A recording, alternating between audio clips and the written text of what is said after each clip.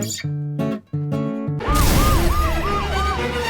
everyone, welcome to my channel. Do you like the subject of this video? It's all about someone trying to steal my Jeep. Well, actually two people. I'm going to call them Dumb and Dumber. Anyways, they attempted to steal my Jeep and they tried for 1 hour and a half last night trying to steal it. Now they were unsuccessful, thankfully, but you know, they really wanted it, and I found out something very interesting that I'll tell you at the end of this video about my Jeep. And I'm also going to tell you that there was one deterrent I had that probably saved my Jeep from being stolen. So watch this video and then come back to me. Check this out. This is security footage taken at the front of my house, and please note that the time on the left is incorrect. Due to daylight savings time, the clock should have read 3:25 a.m. Now the first character shows up and the motion detector light goes off. You can see where the arrow is pointing, but it doesn't even faze him. His sole purpose is to act like he's out for an evening stroll at 3 in the morning, and well, he's got a flashlight and he's going to check out the VIN number on my Jeep to make sure it is one of the vehicles in high demand that he wants to steal. The motion detector light continues to go off and on, doesn't even faze him. He realizes this is the vehicle he wants to steal, so he's going to go back and get his buddy. A few minutes later, he's back and he's brought some tools with him as well. Character number 2 shows up, and now it's time to open the hood of the Jeep so they can get to the internals. Well, on a Jeep, it's very simple to open the hood. It's not locked in place, not from the inside, not even from the outside. This is the way Jeeps are designed. So the next thing for our thief to do is go to the electrical panel and pull out a few of the fuses. Let me show you what he was doing. Here's the electrical panel in a Jeep, and if you look right here where I'm pointing, that fuse was pulled out, as well as this one over here. Now I know this fuse that I'm pointing out is for the horn. The other one I'm not really sure what it was for. I'm just speeding up the video here because in the dark they were having a little bit of difficulty finding the fuses to get the right ones, but eventually they got the ones they wanted, and then they close the hood and they think all is well. Now to get in the locked vehicle, character number 2 has this long pole, and they're going to shove it through the passenger's door where the door connects with the body of the frame, and they'll shove it through all the way over to the driver's side, and then they'll hook it onto the door handle and pull it and unlock the door. Now if you unlock a door and try to get in a Jeep, you're going to set off the alarm, which happens here. The alarm goes off. However, they disconnected the horn, so there's no sound, just the blinking lights. It freaks them out. They take off, but these Dumb and Dumber characters, they're going to stroll back and try again. 3 minutes later, they're back. They open the door. They set off the alarm again. Once again, there's no horn, but this time they're thinking, hey, maybe he left a set of keys inside, so they're rifling through inside the Jeep, hoping to find something. Nothing found. Let's run away again. 2 minutes later, they're back thinking, hey, maybe we pulled out the wrong fuses. Maybe these lights aren't supposed to keep blinking like they are. Let's check it. I honestly have no idea what they're doing here. Perhaps they're pulling out all sorts of fuses. I know when I checked it in the morning, I only found 2 fuses that had been pulled. I don't know if they've done any other damage. As far as I could see, everything seems to be okay. Now, for some reason, they pulled off the sound deadening material that's on the hood of the Jeep. I don't know why they did it. Perhaps maybe some Jeeps have some sort of electronic components up here, but not this one. Or maybe the squirrels beat them to it to make a nest for their home. Back to our characters. By 3:53, they've given up and they're closing the hood, but they're not finished trying to steal my Jeep. Back inside they go, setting off the alarm again and again. My neighbors don't even notice. Nobody notices these lights flashing, but they're inside. This time they're going to close the doors and try to stay inside. I don't know what the guy in the driver's seat's doing. He looks like he's got his foot stuck in the door or something. He's yanking on the door. I have no idea what he was doing there.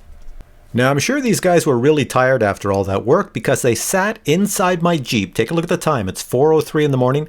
They sat inside that Jeep until 4:56. 4:56. What were they doing all that time? They couldn't get it started. They couldn't steal it. They finally just gave up and went back to their car with no Jeep. So you can see them drive by right here. You'll see them speed on by, but the image is not good enough to get a license plate or exactly the make of the car, but that's them. So these clowns obviously failed car thief school because look, they started at 3:25, they left at 4:58 a.m. and they still didn't get the Jeep.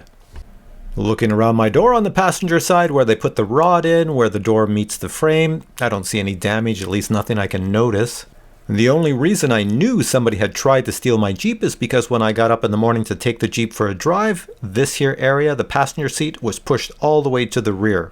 And the clock on the dash was off by several hours, and it's GPS controlled, so that didn't make sense.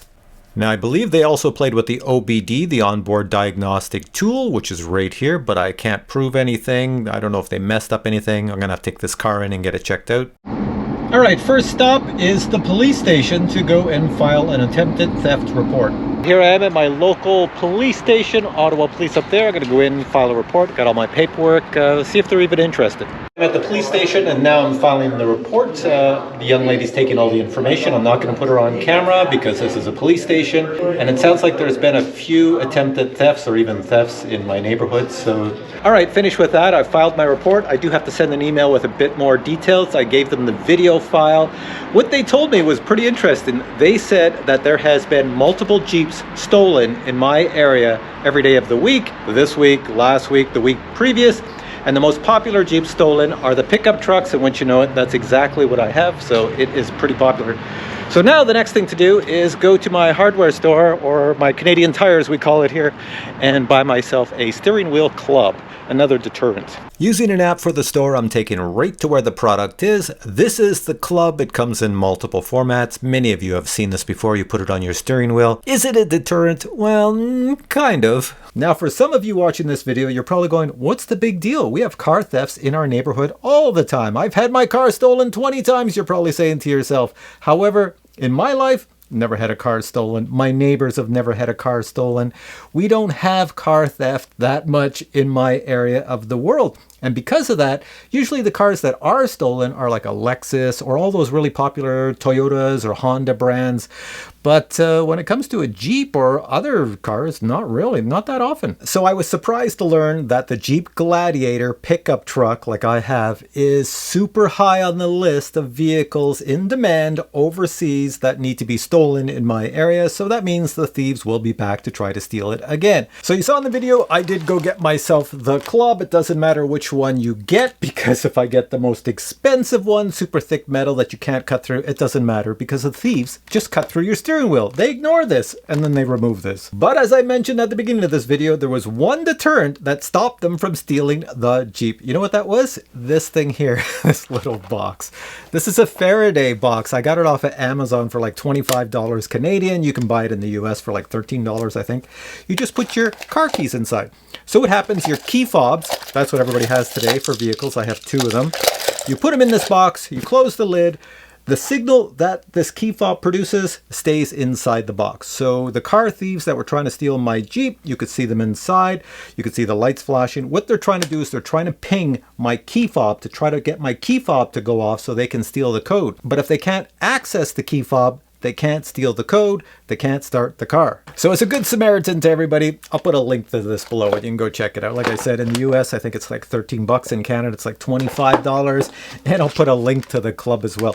There's all sorts of deterrents you can get, especially for a Jeep. I can lock down the hood, all sorts of things. But a thief will always get past them all. That's just the way it is in life. So you have to make things so difficult, not for me, but for them, so that they can't really get away with it. So the only thing I'm going to do is my wife is going to park behind my Jeep, and I'm also going to change the spotlight on my house that comes on with motion. It's going to be a huge spotlight now, not the tiny one I had before. It'll light up the whole area. It'd be like daylight, so that could be a bit of a deterrent as well. So since I'm new at someone trying to steal my vehicle, I don't have all the answers, but I bet you a lot of you out there who have had your car stolen or have had a deterrent other than a shotgun or something, well, you can easily share what you did to get around people stealing your car, and please share it below this video in a comment so that everybody watching this can take advantage of your thoughts, what you've done, which is a really good idea, because honestly, for me, this is all new for me. All right, guys, hope you enjoyed this video. If you did, please give it a thumbs up. I know it had nothing to do with drones, but I thought I'd share it because, once again, it's all new to me. So I'll catch you in a future video. Bye!